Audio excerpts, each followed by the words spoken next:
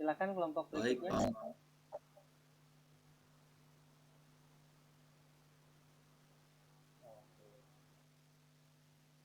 Ini jam-jam ekstradisi ya. Jadi agak-agak ngantuk gimana gitu ya.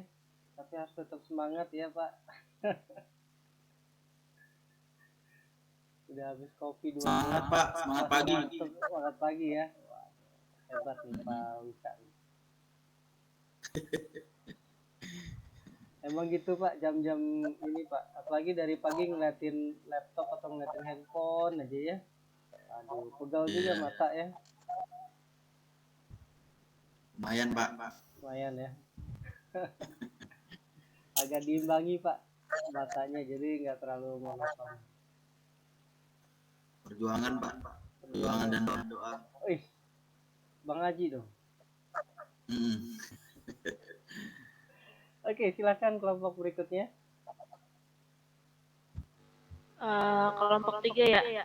Mohon maaf sebelumnya buat Sherina boleh PPT-nya ditampilin.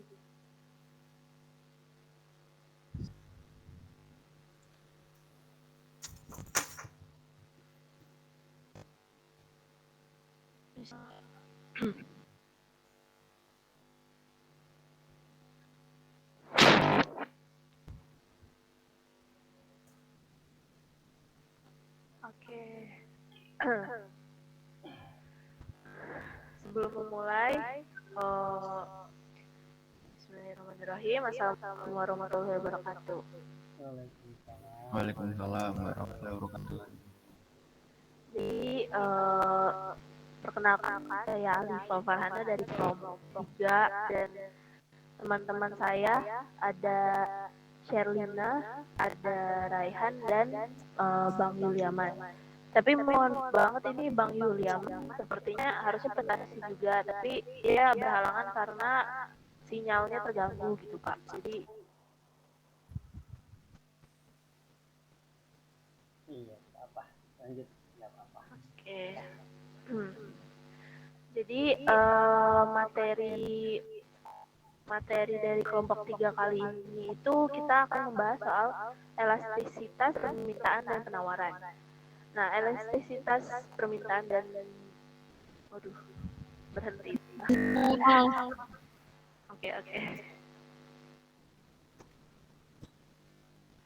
Oh iya, aku aku ingetin di awal ya, mungkin karena udah jangan dan masih ada 2 kelompok lagi, nanti dari kelompok aku mungkin hanya nampung 3 pertanyaan ya. Jadi biar kelompok lain kebagian gitu. Siap. Oke, jadi aku mulai ya. Boleh next, Erlina.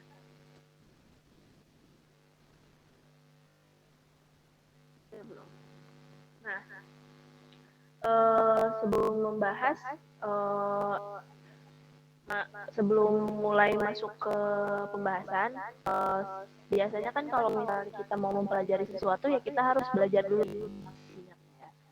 Apa sih maksud dari elastisitas itu? Elastisitas itu adalah kalau secara umum itu adalah ukuran kepekaan jumlah permintaan atau jumlah penawaran terhadap suatu determinan, yakni faktor penentu atau faktor pengubah atau faktor yang mempengaruhi permintaan dan penawaran.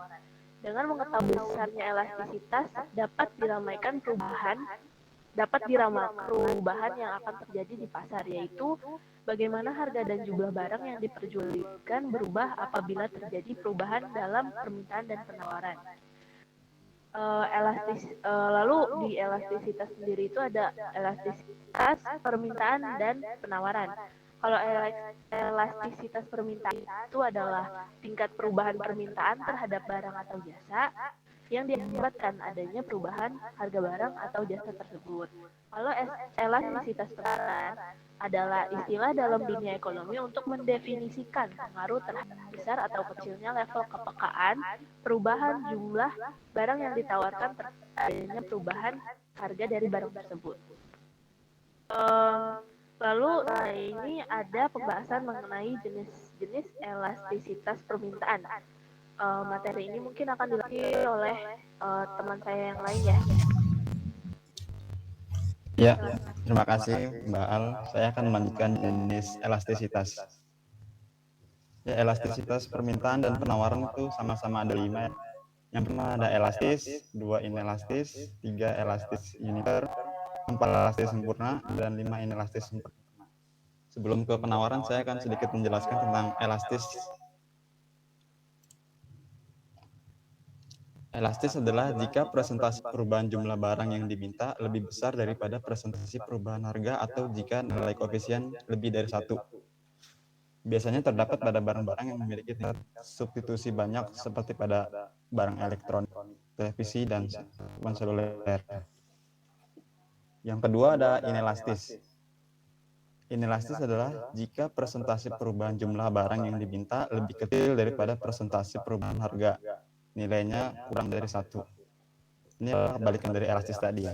Biasanya terdapat pada barang yang tidak memiliki banyak substitusi, misalnya garam. Lanjut, yang C, elastis uniter. Elastis uniter adalah jika persentase perubahan jumlah barang yang diminta sama dengan persentase perubahan harganya. Kali ini sama ya yang elastis uniter. Biasanya terdapat pada barang elektronik, misalnya VCD player dan DVD player. Dan yang D ada elastis sempurna. Elastis sempurna adalah harga tidak berubah, tetapi jumlah yang diminta berubah. Contohnya harga garam dan harga bensin. Lanjut, selanjutnya jenis-jenis elastisitas penawaran. Sama seperti permintaan, terdapat 5 jenis koefisien elastisitas harga pada penawaran, yaitu elastis jika persentase perubahan jumlah barang yang ditawarkan lebih besar daripada persentase perubahan harga, atau jika nilai koefisien lebih dari 1.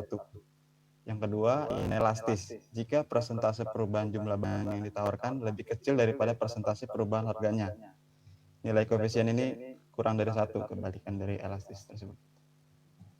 Yang ketiga ada elastis uniter jika persentase perubahan jumlah barang yang ditawarkan sama dengan persentase perubahan harganya. Nilai koefisien ini 1 karena sama. Yang D ada elastis sempurna jika harga tidak berubah sedangkan jumlah yang ditawarkan berubah. Dan yang terakhir ada inelastis sempurna jika perubahan harga tidak mampu mengubah jumlah barang yang ditawarkan.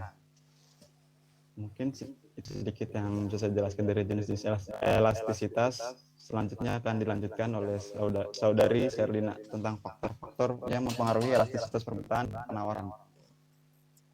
Izin melanjutkan, di sini saya akan menjelaskan faktor-faktor yang mempengaruhi elastisitas permintaan dan penawaran. Sebentar. Yang pertama di sini saya akan menjelaskan yang permintaan. Faktor yang mempengaruhi elastisitas permintaan. Yang pertama ada kesediaan barang substitusi. Semakin banyak dan semakin baik barang substitusi, maka elastisitas permintaan akan cenderung semakin besar. Terus yang kedua ada jumlah penggunaan barang dan jasa. Semakin besar jumlah penggunaan barang dan jasa, akan semakin besar elastisnya permintaannya. Terus yang ketiga ada pengeluaran atas barang dan jasa semakin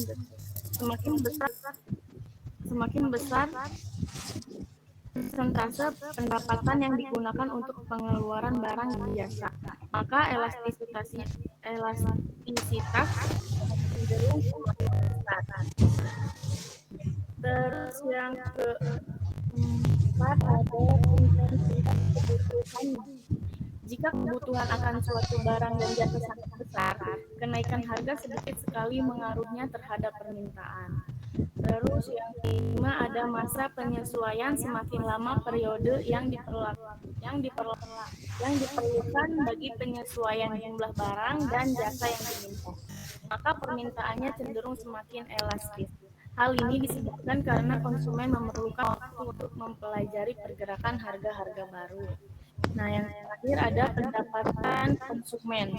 Semakin tinggi pendapatan konsumen, maka jumlah barang dan jasa yang akan dibeli akan semakin meningkat. Terus ada di sini faktor yang mempengaruhi elastisitas penawaran. pertama ada jumlah persediaan. Apabila perusahaan menyimpan persediaan dalam jumlah besar, kurva penawaran akan lebih elastis karena dapat segera memasoknya ke pasar jika ada permintaan dari masyarakat. Terus yang kedua ada mobilitas faktor produksi. Faktor produksi dikatakan memiliki mobilitas yang tinggi apabila mudah berpindah dari satu tempat ke tempat lainnya. Jika faktor produksi memiliki mobilitas tinggi, produsen dapat menyesuaikan kapasitas produksinya atau besar produksinya sehingga penawaran lebih elastis. Terus yang keempat ada jangka waktu produksi. Jangka waktu produksi sangat mempengaruhi elastisitas penawaran barang. Penawaran barang hasil industri akan berbeda dengan hasil pertanian. Terus yang terakhir ada daya tahan penyimpanan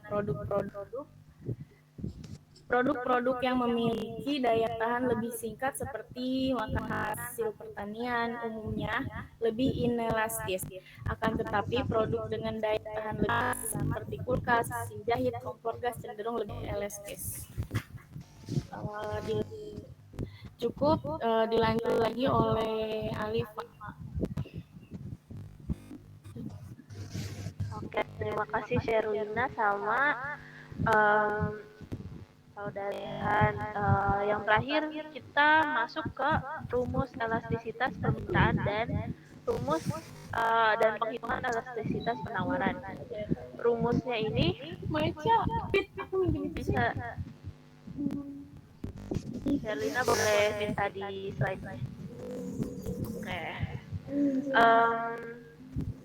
Rumus elastisitas permintaan ini adalah ED sama dengan delta Q per delta P dikali P per Q. Keterangannya adalah ED itu elastisitas permintaan.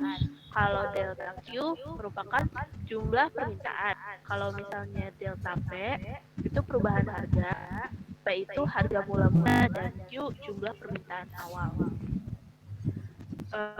Ada 5 jenis elastisitas permintaan, yaitu E lebih dari 1, berarti permintaan tersebut elastis. Kalau E sama dengan 1, berarti permintaan tersebut unitary elasticity. Ini seperti yang tadi udah dijelaskan sama saudara Rehan ya. Terus kalau misalnya yang E kurang dari 1, berarti permintaannya inelastis. Kalau misalnya E sama dengan tanda gelombang, berarti permintaan elastis sempurna. Kalau E sama dengan 0, berarti permintaan inelastis sempurna.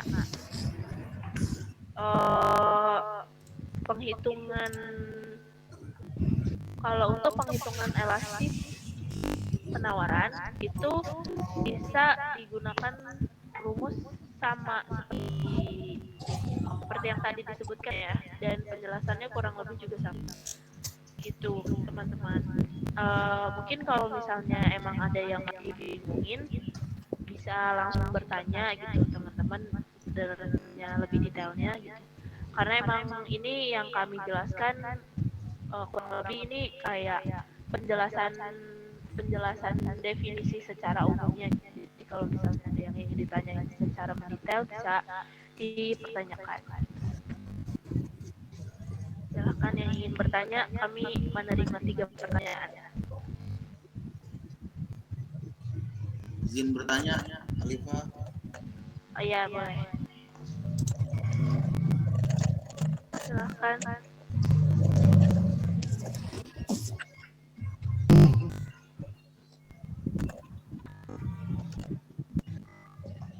Silakan yang mau bertanya. Izin bertanya. Iya, silakan. Ini ya, Agung dari kelompok 2 ingin bertanya, emang apa aja waktu analisis terhadap elastis penawaran? Oke, aku dulu ya. Ya.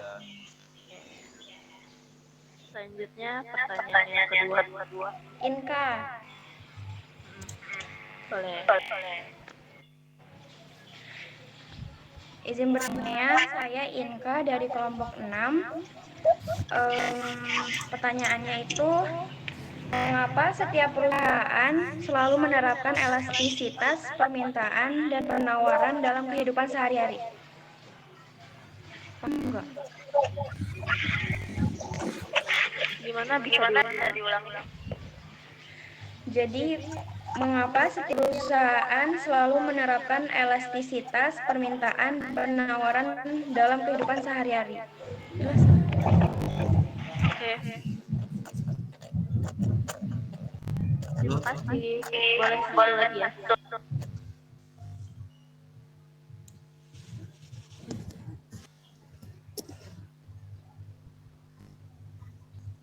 Boleh satu lagi pertanyaannya? pertanyaan saya sama dengan Inka tadi kayaknya tuh. Oke. Jadi satu. Mengapa perusahaan perlu mengetahui elastisitas permintaan dan penawaran? Dan tolong diberikan contohnya tuh apa yang terjadi saat ini di lapangan, di pasar. Oke. Ada lagi yang mau tanya. Berarti tadi yang Inka sama satu lagi Bang Wika contohnya juga ya disebutin. Ya ada contoh realnya apa sih yang terjadi saat ini? Oke. Gimana teman-teman bisa?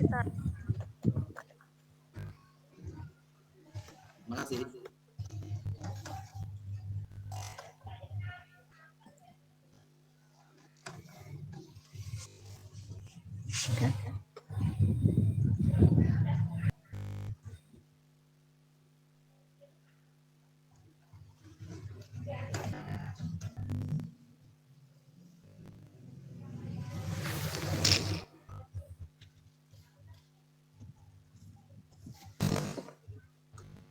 Maaf, tadi aku tiba-tiba keluar.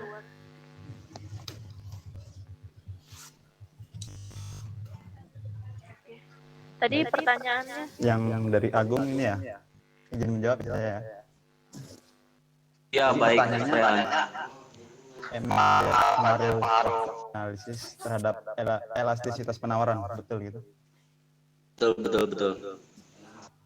Jadi waktunya ada 3. Yang pertama itu jangka waktu yang sangat singkat, yang kedua jangka pendek, yang ketiga jangka panjang, dan cukup itu saja. Dan saya sedikit jelaskan bahwa jangka waktu yang sangat singkat itu produsen tidak menambah barang yang ditawarkan pada waktu yang singkat. Untuk jangka pendek, jumlah produksi tidak bisa ditambah pada jangka waktu yang pendek. Dan jangka panjang, jumlah barang yang ditawarkan lebih mudah dinaikkan pada waktu jangka panjang. Mungkin sekian jawabnya. Apakah sedikit jelas atau kurang jelas? Ya, sudah jelas. Terima kasih, Han. Sama-sama.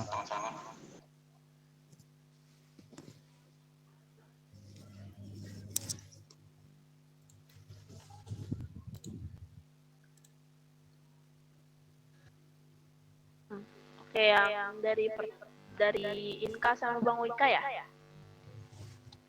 Aduh, ini pertanyaannya cukup sebenarnya cukup umum untuk bukan umum ya. Sangat luas ini. Jadi kenapa sih setiap perusahaan selalu menerapkan elastisitas permintaan dan penawaran? Perusahaan itu kan dia perlu tuh, karena yang namanya perusahaan itu kan memerlukan produsen gitu kan, agar produk-produk atau jasa yang ditawarkan itu dia bisa dibalik, maksudnya bisa terjual gitulah istilahnya. Jadi istilahnya ya simbiosis mutualisme, jadi saling menguntungkan. Kenapa diperlukan hal kayak gitu? Karena biar produsen ini bisa mengantisipasi adanya suatu perubahan yang terjadi kepada para konsumen gitu. Terus biar segmen pasar ini tuh menjadi lebih efektif, juga bisa produktif dalam penjualan.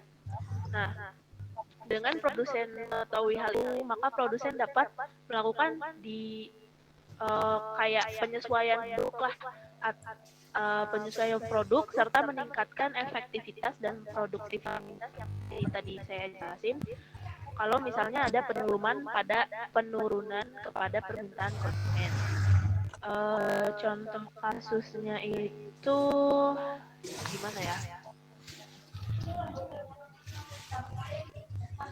Bentar ya. Saya tambahkan ya, Liva ya. Iya. Apa sih gunanya elastisitas ini bagi perusahaan? Wah, apalagi dalam kehidupan sehari-hari. Bahasanya dalam kehidupan perusahaan mungkin ya. Kalau kehidupan sehari-hari mikro sekali soalnya. Iya. Yang pertama, tujuan perusahaan menggunakan elastisitas penawaran dan permintaan. Yang pertama itu memaksimalkan keuntungan perusahaan. Itu tujuan umum dan tujuan utama perusahaan menggunakan elastisitas permintaan dan penawaran. Yang kedua, untuk melihat sejauh mana produknya laku di pasaran. Nah, produknya laku nggak sih? Atau diterima di pasar nggak sih? Nah, berarti kan harus dilihat nih elastisitasnya. Apakah bersifat inelastis atau bersifat elastis. Nah, dilihat dari kurvanya. Ternyata di situ kita bisa melihat. Nah, nanti perusahaan akan menerjunkan biasanya jika ada kejanggalan atau kendala dalam elastisitas permintaan atau penawaran, akan dilakukan riset pemasaran. Nah, di mana riset pemasaran ditujukan untuk melihat sejauh mana produk itu bisa menguasai pasar, diterima konsumen, dan banyak hal yang memang apakah perlu dievaluasi kembali. Nah, ini tujuan dari elastisitas permintaan dan penawaran. Ketika penawaran dan permintaannya, misalkan permintaan menurun untuk produk yang ditawarkan satu perusahaan, maka perusahaan harus mengambil langkah strategis guna meningkatkan permintaan yang ada terhadap produk yang dihasilkan. Gitu. Ya. Jadi tujuan utama memaksimalkan keuntungan perusahaan, yang kedua mengevaluasi kinerja perusahaan baik itu pemasaran, keuangan maupun sumber daya manusia yang ada. Kemudian melihat sejauh mana produk yang dihasilkan baik itu berupa barang atau jasa diterima di pasar. Gitu ya. Jadi kalau nyari-nyari Alifa ya, minum bodrek dua tablet belum kena juga ya pusingnya ya. Terima kasih. Ya. Alifa ada kasih contoh ininya? Contoh soal untuk elastisitas? Sebenarnya contoh soalnya lebih yang lagi ramai dibicarakan itu kan tentang minyak ya, perminyakan. Nah, minyak itu goreng. Iya, minyak goreng. Terus pengaruh juga ke bahan bakar BBM gitu kan. Ini saya penasaran nih, Alifa, maaf saya potong, saya penasaran sama slide kamu yang di bawahnya nggak tertampil, kenapa ya? Ada apa yang di bawah sana? Yang di bawahnya, coba Sherlina, maaf. Yang di bawahnya. Sesuatu? Kita tanya Galileo ya. Itu slide tentang rumus elastisitas penawaran. Rumus kurang lebih sama seperti yang nanti saya kasih ini dulu ya. Bisa di skip, sudah selesai ini presentasinya, saya mau kasih contoh soalnya. Oke, boleh Pak. Pak Fatan ini ngasih rumus mulu ya. Mumet saya Pak, kayaknya Pak udah ngantuk begini. Ya lihat aja dulu ya. Nanti gampang, bisa diatur ya. Semua bisa diatur. Bang Pandu udah merenglek itu Bang Pandu. Tapi kalau berkenaan dengan materi ini, minimal kita tahu aja dulu ya. Kalau tak tahu maka tahu nantinya. Nah, ini elastisitas penawaran. Rumusnya beda-beda tipis, tidak beda sih, sama persis dengan yang Alifa punya ya. Nah, ini hitung-hitungannya Pak. Saya kalau gini hari ngeliat angka, kayaknya mata saya alergi ya Pak. Nah, tapi nggak apa-apa, lihat aja dulu ya. Nah, ini tentang elastisitas penawaran. Khawatirnya sampai ke bawah mimpi sih. Wah, ini elastisitas penawaran kayak gimana ini. Nah, ini tak khawatir ke bawah mimpi ya. Nah, lihat aja dulu soalnya. Ini untuk elastisitas penawaran. Nanti kalau ada yang kurang jelas boleh tanyakan saya perhitungan. Kemudian elastisitas permintaan. Rumusnya sama dengan yang Alif punya. Ya, sampai di sini ada yang mau ditanyakan? Kayaknya Pak, saya kalau lihat angka ini agak-agak gimana Pak, mata saya udah cepet-cepet gimana gitu ya. AQ, AP, TQ, ED, keterangan. Pak, mumpung Pak ngasih contoh soal, saya juga sekalian nanya. Boleh, silahkan. Ini tadi juga waktu baca-baca gitu bingung kan, rumusnya bisa sama gitu. Nah itu kalau yang sebelumnya ini kan yang kelompok 2 rumusnya juga kan sama ya antara tapi kata Bapak itu kan perbedaannya di soal. Kalau misalnya yang ini kira perbedaan di soalnya itu gimana ya? Yang pertama elastisitas penawaran. Rumusnya udah pasti hurufnya E ya. Depannya S. Nah, S itu menandakan supply atau penawaran. Nah, rumusnya Pak kayaknya sama deh Pak sama permintaan. Memang sama ya. Memang sama kok. Nah, perhitungannya pun sama. Bagaimana perhitungannya? Tadi sudah rumusnya sudah dijabarkan oleh Alif ya. Ini yang delta Q, ini perubahan jumlah permintaan. Jadi perubahan jumlah permintaan ini yang besar dikurangi yang kecil gitu. Misal kita ambil perhitungan yang ini dulu nih. Nah, ED sama dengan delta Q per delta P dikali P per Q. Nah, saat harga Rp400 jumlah barang yang diminta 30 unit, maka harga turun menjadi 360. Kuantitas yang diminta untuk barang adalah 60 unit. Itulah koefisien elastisitas. Nah, berarti kalau delta itu pengurangan antara yang besar ke yang kecil, kita ambil selisih namanya. Nah, delta itu selisih antara 60 dikurang 30. Nah, kemudian delta P-nya 400 dikurang 360. Nah, ini garisnya agak hilang tadi ya. Nah, kemudian dikali dengan P-nya berapa? P yang pertama itu 400. Kemudian Q-nya berapa? Q yang pertama 30. Kemudian diambil dari rumus tersebut, kita masukkan ED sama dengan 60 dikurang 30 sama dengan 30, 400 dikurang 360 sama dengan 40. Kemudian dikali dengan P-nya 400 dan Q-nya 30. Nah, berarti kan 30 dibagi 30 habis ya, 1 ya. Jadi tinggal 400 per 40. Nah, karena ED-nya sama dengan 400 dibagi 40 disebutnya elastis karena di atas angka 1. Gitu. Sampai sini ada yang mau ditanyakan lagi? Sudah Pak. Sudah ya, Pak udah ngantuk berat ini Pak ya. Nah, Bapak mengerti saya dong Pak. Nanti yang butuh soal yang contoh soal dari saya boleh saya share nanti ya kalau memang dibutuhkan. Buat iseng-iseng Pak, kali-kali aja saya di rumah mau coret-coret Pak, boleh. Atau jangan coret-coret tembok ya. Oke, silahkan. Sudah habis pertanyaannya Alifa? Sudah Pak. Sudah. Kalau Sudah lah Pak. itu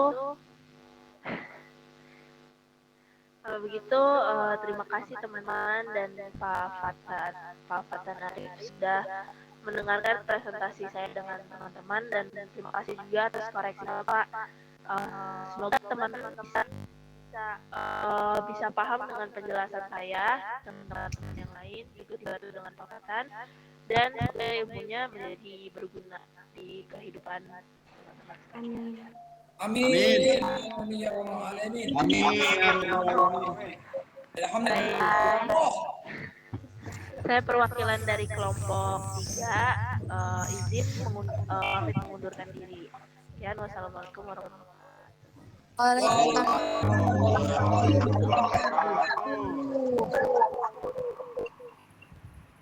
Sepertinya kawan. sepertinya satu kelompok lagi menjelang maghrib ya. Nah, sisanya kalau memang keburu kelompok 5, tapi kalau nggak keburu boleh kelompok 5 di season berikutnya ya. Semangat malam minggu. Yang mau malam minggu sabar-sabar dulu ya. Tolong di chat dulu yang nungguin sabar ya, saya lagi masih kuliah nih ya. Kalau Pak nih dikit lagi selesai. Kita sholat maghrib, saya istirahat dulu. Ketemu nanti 10 menit untuk sesi terakhir. Gitu aja ya. Oke, satu Siap, Pak. kelompok lagi boleh?